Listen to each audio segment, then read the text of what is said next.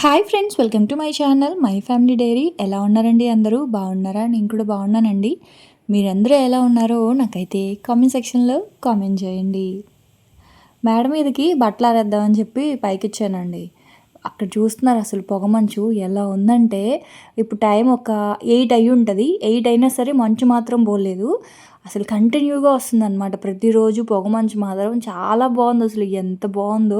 నాకు ఆ పొగమంచులో పొలాల్లోకి వెళ్ళడం అంటే చాలా ఇష్టం. ఉదయం పూట ఎప్పటికెప్పుడు అనుకుంటాను, మా ఇంటికి దగ్గరలో చాలా పొలాలు అయితే ఉంటాయి అటువైపు.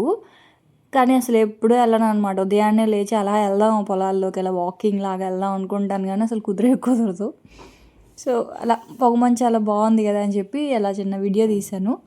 ఇంకా బట్టలు ఆరేసేసి కిందకి వచ్చిన తర్వాత ఇంకా ఇంట్లో పనులు ఉంటాయి కదా, సో నెమ్మదిగా ఇంట్లో పనులు ఒక్కొక్కటి చేసుకుంటూ టిఫిన్ అయితే చేస్తున్నాను. ఇంకా మార్కెట్కి అయితే వెళ్ళలేదు, మా వారైతే వెళ్ళారనమాట. తను వచ్చే లోపల పిండి కలిపి పెట్టేస్తే ఈ లోపల అంటే పూరీల కోసం అనమాట.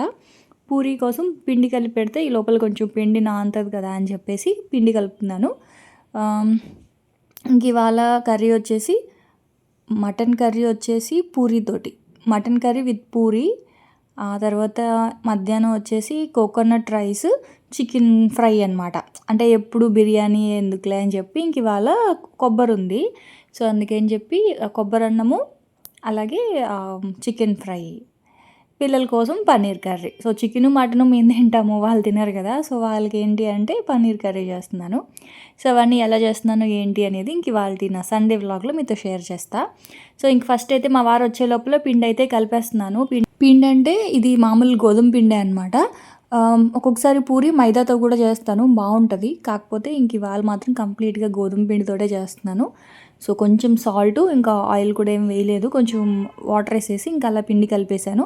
కాకపోతే రోటీ మేకర్లో చేస్తాను కాబట్టి కొంచెం పిండి అనేది కొంచెం లూజ్గా కలుపుకోవాలి. అదే మనము చేత్తో చేసేలా ఉంటే మాత్రం పిండి కొంచెం గట్టి కలుపుకోవాలన్నమాట. అప్పుడైతే మనకి అంటుకోకుండా వస్తుంది ఇలా ఇలా ఫాస్ట్గా పామేటప్పుడు. ఇంకోటి ఏంటంటేనండి, మనకి రోటీ మేకర్లో చేసేటప్పుడు అడ్వాంటేజ్ ఏంటంటే, అంటే పొడి పిండి ఉంటుంది కదా, సో దాంట్లో పొడి పిండి ఏం అవసరం లేదు. అదే మనం చేత్తో చేసామనుకోండి పూరి, కొంచెం పొడి పిండి వేస్తాం కదా, సో దానివల్ల ఆయిల్లో వేయగానే కొంచెం ఆ పొడి పిండి అంతా కూడా విడిపోయి ఆయిల్ నల్లగా అయిపోద్ది. కానీ ఈ రోటీ మేకర్లో చేయడం వల్ల ఏంటి అంటే అడ్వాంటేజ్, పొడి పిండి ఏమి ఉండదు. జస్ట్ ఇలా ప్రెస్ చేస్తే చాలు మనకి ఇలా రోటీస్ లాగా వచ్చేస్తాయి. మనం కావాలి అంటే వాటిని రోటీస్ లాగా ఫ్రై చేసుకోవచ్చు, లేదు అనుకుంటే పూరీలా కూడా ఫ్రై చేసుకోవచ్చు. కానీ పూరీతో మా వాళ్ళు పూరీ ఫ్యాన్స్ అనమాట. అంటే చపాతీ ఇష్టమే కానీ పూరీ ఇష్టం, కానీ పూరీ పెద్దగా నేను చేయను. ఎప్పుడైనా నెలలో ఒక్కసారి 2 సార్లు కూడా కష్టం అనమాట. సో ఇంక పిండి అయితే కలిపేసి పక్కన పెట్టేశాను. ఇంకా గిన్నెలన్నీ పెద్ద పెద్ద గిన్నెలన్నీ చేత్తో కడిగినవి ఉంటాయి కదా, సో అవన్నీ కూడా ఇంకా సర్దేస్తూ ఉన్నా అనమాట. పెద్ద గిన్నెలు మాత్రం ఎప్పటికెప్పుడు చేత్తో కడిగేస్తానండి. చిన్న గిన్నెలన్నీ కూడా టబ్లో వేసి పెడతాను, అవన్నీ కూడా డిష్ వాషర్లోకి అయితే వెళ్తాయి అనమాట. ఇంకా డిష్ వాషర్లో ఉన్న ఈ గ్లాసులు, ఈ కూర గిన్నెలు ఇవన్నీ కూడా సర్దేశాను. ఎక్కడెక్కడ గిన్నెలు అయితే సర్దేశాను. ఇంకా షింక్లో ఉన్న సామాన్లు ఉన్నాయి కదా, అవి మళ్ళీ టబ్లో పెట్టేస్తే ఇప్పుడు మళ్ళీ టిఫిన్ తింటాం కదా, సో టిఫిన్ తిన్నప్పుడు మళ్ళీ ప్లేట్స్ అవన్నీ పడతాయి కదా, అప్పుడు మళ్ళీ ఇంకో లోడ్ అయితే అప్పుడు పెట్టేస్తాను అనమాట. అయితే డిష్ వాషర్ మెయింటెనెన్స్ కోసం అడుగుతున్నారు, అంటే మంత్లీ మెయింటెనెన్స్ ఎంత అవుతుంది, పవర్ బిల్ ఎక్కువ వస్తుందా అని చెప్పి. లేదండి, డిష్ వాషర్కి పవర్ బిల్ అనేది అంత ఎక్కువ అయితే ఏమీ రాదు. వాటర్ కూడా లిమిట్గానే తీసుకుంటుంది, ఓవర్ వాటర్ తీసుకోవడం కానీ అట్లా ఏమీ ఉండదు.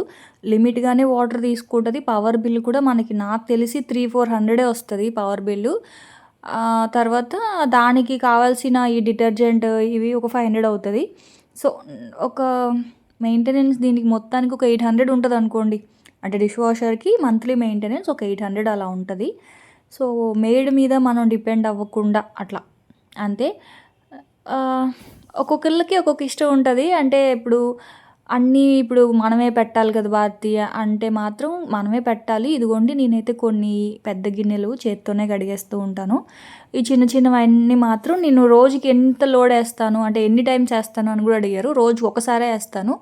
ఒక్కొక్కసారి ఎక్కువ గిన్నెలు ఉన్నాయి అంటే మాత్రం రెండు సార్లు వేస్తాను అనమాట. అట్లా లేదంటే 2 డేస్కి 3 టైమ్స్ వేస్తాను అట్లా అనమాట. సో పడే గిన్నెల్ని బట్టి. సో మీ ఇష్టం. మంచిదా కాదా అంటే మాత్రం నీట్‌గానే వాష్ చేసి ఇవ్వడం మాత్రం నీట్‌గా వాష్ చేసి ఇస్తదండి. వేడి నీళ్ళతోటి చాలా నీట్‌గా హైజీన్‌గా క్లీన్ చేసి ఇస్తది అంతే. అల్యూమినియం పాత్రలు మాత్రం పెట్టకూడదనమాట. సో, రెగ్యులర్‌గా ఒక సిస్టర్ అడుగుతూనే ఉన్నారు. నేను అసలు దాని గురించి ఎప్పుడూ మర్చిపోతూనే ఉంటాను. సో, ఇంక ఇవాళ గుర్తొచ్చింది అందుకే చెప్పా. ఆ తర్వాత ఇంక మా వారైతే వచ్చేసారు. చికెను, మటను ఇంకా అవి తీసుకొచ్చారు. వెజిటబుల్స్ అయితే ఉన్నాయి. అందుకని చెప్పి ఇంక కాయగూరలు అయితే ఏం తేలా. ఓన్లీ చికెను, మటన్ తీసుకొచ్చారు. సో, అదైతే నీట్‌గా కడిగేసి సాల్ట్ ఏసి పెట్టేసా అనమాట. సో, చికెన్ ఫ్రై మధ్యాహ్నానికి. ఇంక ఇప్పుడైతే మటన్ చేసేస్తున్నాను. మటన్ ఫ్రై కంటే కూడా కొంచెం గ్రేవీలా బావుంటది. సో, అందుకని చెప్పేసి ఇంకా పూరీతో బావుంటది కదా అని చెప్పి. ఇదివరకైతే నాకు తెలీదండి పూరీతో నాన్ వెజ్ తింటారు అని చెప్పి తెలీదు. ఇట్లా తెలంగాణ సైడు అంటే మనం రీల్స్‌లో చూస్తూ ఉంటాం కదా! షార్ట్స్‌లో, రీల్స్‌లో.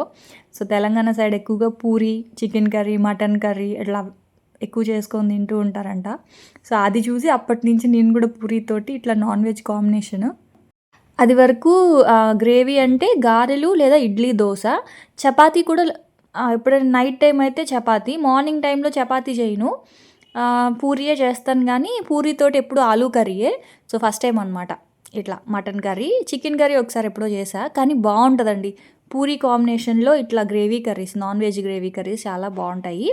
సో, ఇంకా ఈ పిల్లల కోసం పన్నీర్ కర్రీ చేస్తున్నాను. సో, పన్నీర్ కర్రీ కోసం ఏంటి అంటే, మొత్తం 4 ఉల్లిపాయలు కోసుకున్నాను. స్టవ్ మీద ఫస్టే కడాయి పెట్టేశాను. అందులో ఆయిల్ ఏసేసి అవి వేడెక్కే లోపల ఉల్లిపాయలు కట్ చేసేసాను. అంటే కుక్కర్‌లో కాబట్టి ఉల్లిపాయలు మనం పెద్ద పీసెస్ ఏసినా సరే ఉడికిపోతది. సో, అందుకని మటన్ కోసం పెద్ద పీసెస్ ఉల్లిపాయలు కట్ చేసి కుక్కర్‌లో పెట్టాను. ఆ తర్వాత కడాయిలో ఉన్న ఉల్లిపాయలు మాత్రం పన్నీర్ కర్రీ కోసం అనమాట. సో, మామూలుగా నేనేం చేస్తానంటే ఉల్లిపాయలు, టమాటా అన్నీ మంచిగా వేయించేసి మిక్సీ చేస్తా. సో, ఇప్పుడేంటి అంటే డబల్ పనయిపోద్ది నాకు.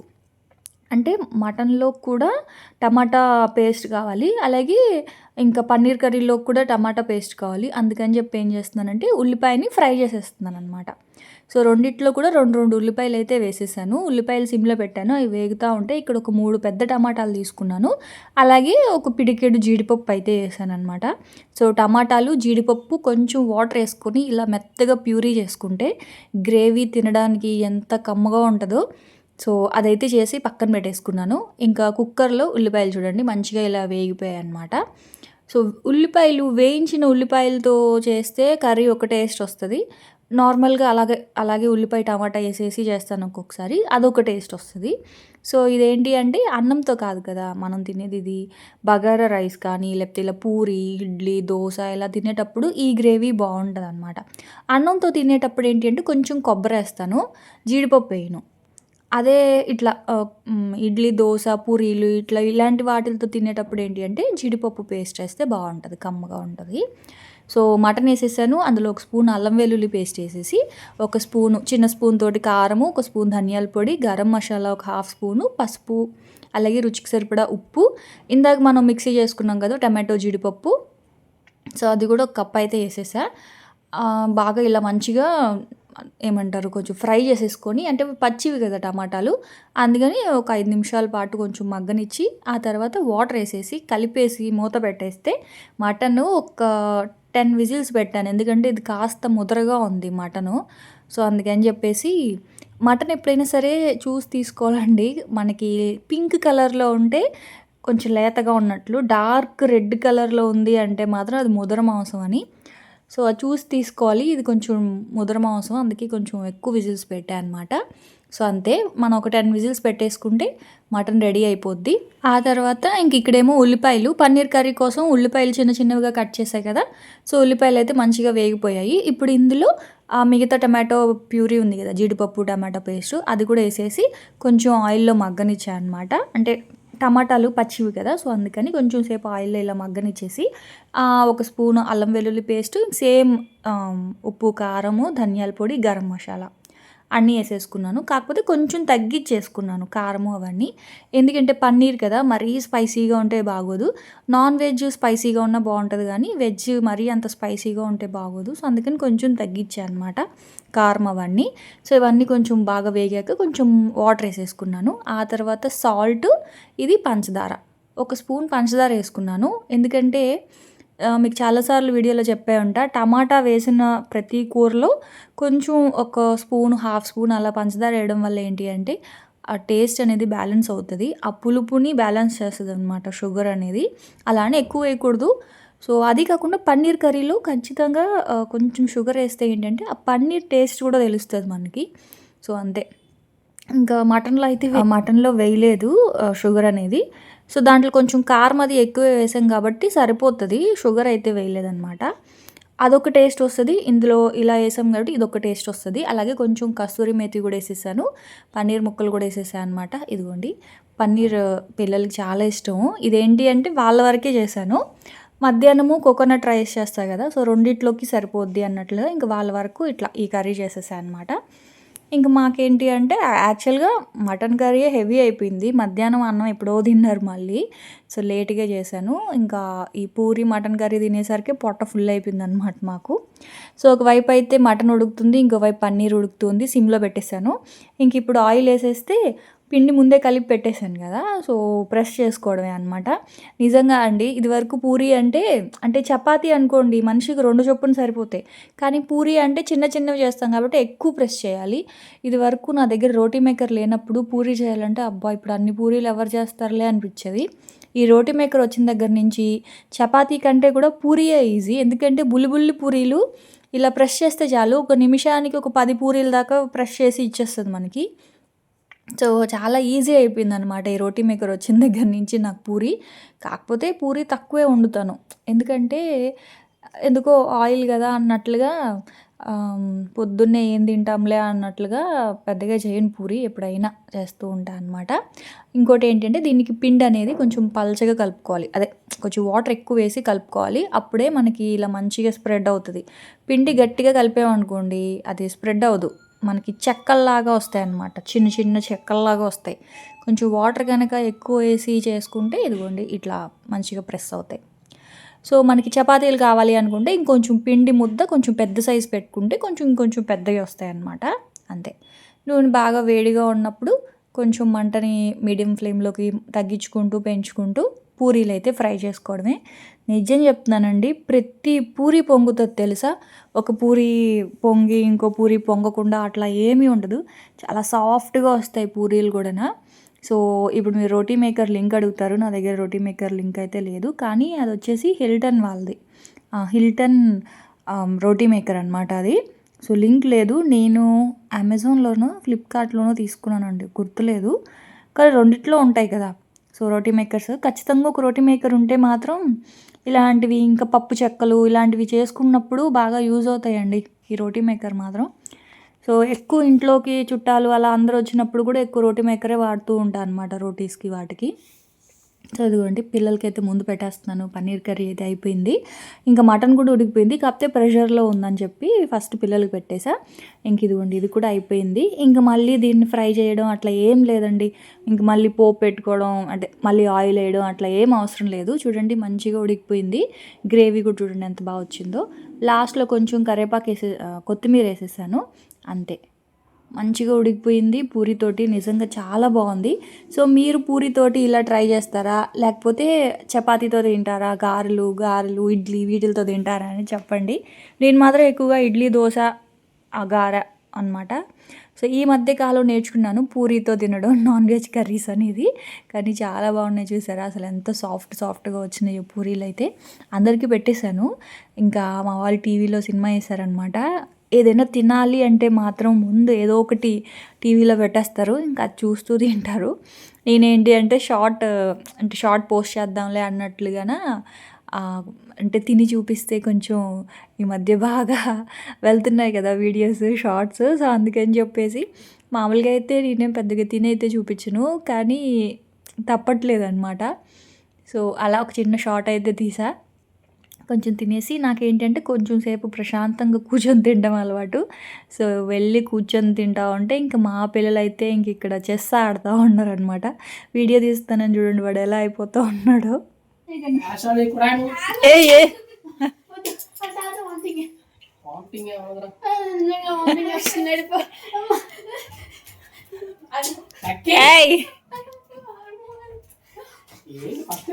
పడిపోతుంది కింద, మళ్ళీ మీరే క్లీన్ చేయాలి. విష్ణు తాగేస్తాడులే, ఈ గాడిదే తాగడు. ఎందుకు మెడిసిన్ ఏంట్రా, టానికే కదరా. టానిక్ మెడిసిన్ కాదా? ఇంక వీళ్ళు చూడండి టానిక్ వేసుకోవడానికి కుస్తీ పడతా ఉన్నారు. అందుకే మా ఆయన నాకు చెప్తే నేనేయను బాబు, వాళ్ళు నన్ను ఆట ఆడిస్తారు, నువ్వే వెయ్యి అంటే టానిక్ పట్టుకొని వచ్చారనమాట. అందుకే నేను వీడియో తీస్తున్నాను. వాళ్ళకేమో వాళ్ళు చెస్ ఆడుతుంటే నేను వీడియో తీస్తాను అని అనుకుంటారు, కానీ కాదు. టానిక్ చూడండి అసలు. చిన్నోడు కొంచెం విసిగిచ్చిన వేసేసుకుంటాడు, పెద్దోడు ఈ విషయంలో నాదే వచ్చినట్టుంది. నేను కూడా చిన్నప్పుడు మెడిసిన్ వేసుకోవడానికి ఎంత ఏడిపించేదాన్ని అంటే పాపం చుక్కలు చూపించేదాన్ని, అస్సలు వేసుకునేదాన్నే కాదు. సేమ్ వీడు అంతే, టానిక్ వేసుకోవాలన్నా ట్యాబ్లెట్ వేసుకోవాలన్నా సరే లక్కీ గడ్ బాగా విసిగిస్తాడు. సో వెళ్ళి నేను కూడా టానిక్ కానీ ట్యాబ్లెట్ కానీ వేసుకోవాలంటే ముందు బిస్కెట్ చాక్లెట్ ఏదో ఒకటి పట్టుకుంటాను అనమాట. అది వేసుకున్న తర్వాత తిన్నాము. సో పాపం వాడు వెళ్ళి చూసేసి వచ్చాడు ఏమైనా ఉన్నాయేమో అనేసి, కానీ అరిసెలు తప్ప, అరిసెలు జంతికలు ఇవి తప్ప చాక్లెట్స్ బిస్కెట్స్ లేవు. ఈ చలికాలం కదండి, వాటర్ ఎక్కువ తాగట్లేదు అనమాట. సో దానివల్ల ఏంటంటే బాగా వేడి చేసేసి వేడి దగ్గు వచ్చేస్తుంది, పొడి దగ్గులాగా. సో అందుకని డ్రై కాఫ్కి సిరప్ అయితే వేస్తూ ఉంటున్నారు. ఇంక వీళ్ళేమో నాకు చెస్ నేర్పిస్తూ ఉన్నారనమాట. అంటే చెస్ రూల్స్ మర్చిపోయాను, చెప్పమని చెప్తే మర్చిపోయాను ఎలా ఆడాలో. నేర్పిస్తారా?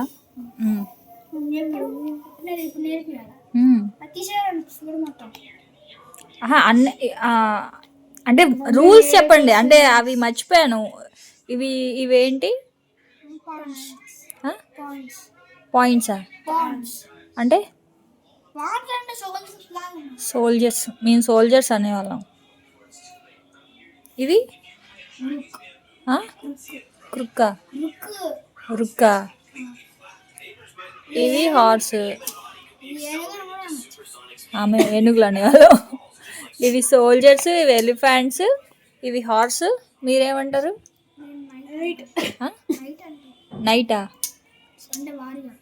వారియరా? ఇది కింగ్. ఇంక మా వాళ్ళ దగ్గర అయితే నేను చెస్ నేర్చుకుంటా ఉన్నానండి. వీళ్ళిద్దరు కూర్చొని బాగానే ఆడుతున్నారు. ఫోన్లేరా బాబు, ఫోన్లు టీవీలు అని కాకుండా ఏదో ఒకటి చెస్ లేకపోతే క్యారమ్స్ ఇలాంటివి ఏదో ఒకటి ఆడుకుంటే బెటరే కదా అని చెప్పి.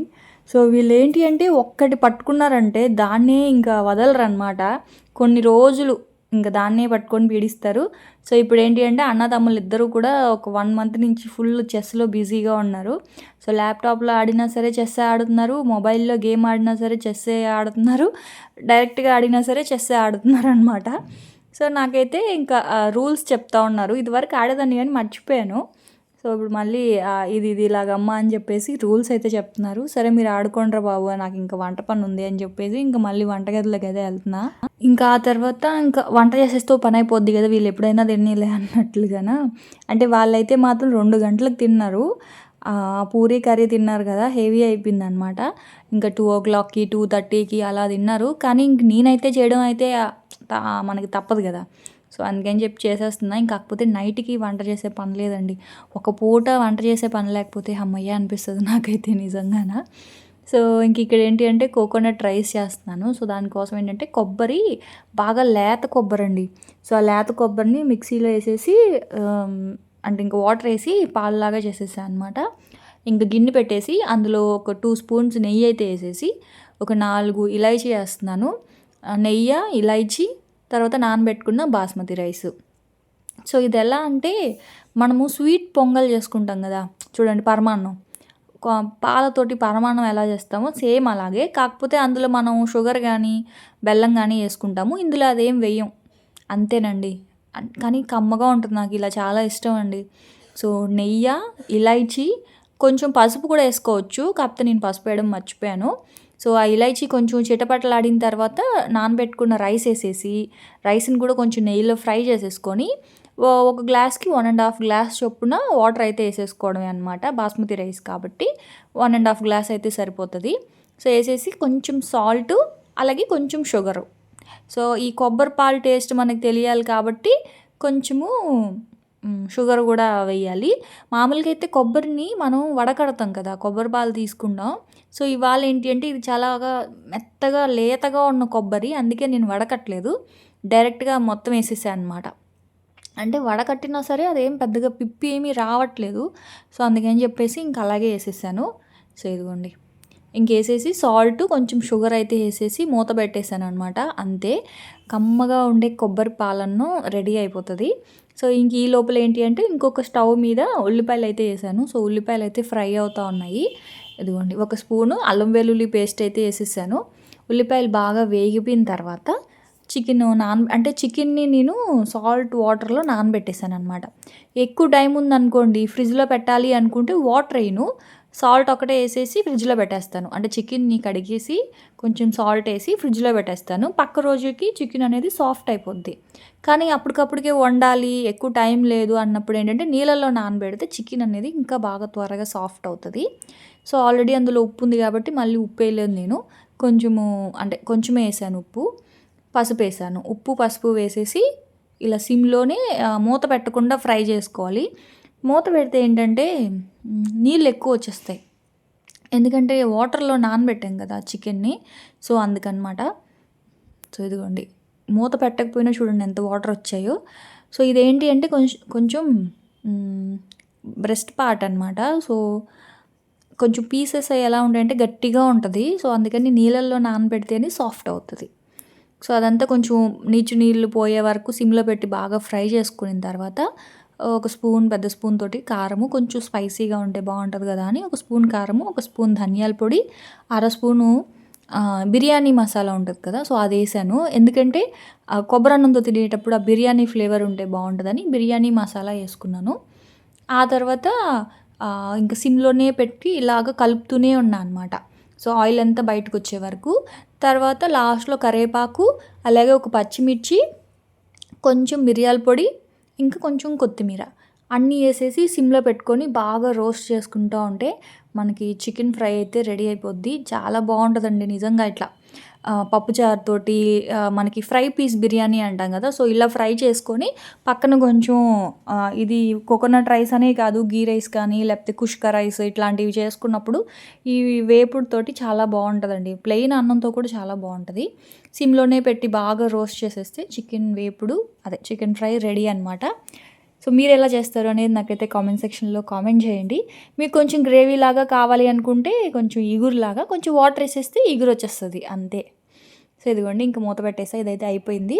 అలాగే ఇంకా కోకోనట్ రైస్ కూడా అయిపోయింది, కాకపోతే కింద మాడిపోద్ది అనేసి ఇంకా పెనం పెట్టాను అనమాట. సో అంతేనండి, ఇంకా సండే మా ఇంట్లో వంటలు అయితే ఇవే అనమాట. సో మరి మీరేం చేసుకున్నారో ఏంటి అనేది నాకైతే కామెంట్ సెక్షన్లో కామెంట్ చేయండి. ఇంకా ఎవరైనా సబ్స్క్రైబ్ చేసుకోకపోతే సబ్స్క్రైబ్ చేసుకోవచ్చు కదా. సో ప్లీజ్ సబ్స్క్రైబ్ చేసుకోండి. మళ్ళీ రేపటి వ్లాగ్లో మళ్ళీ వచ్చేస్తా. అప్పటి వరకు ఉంటాను. Bye friends, bye.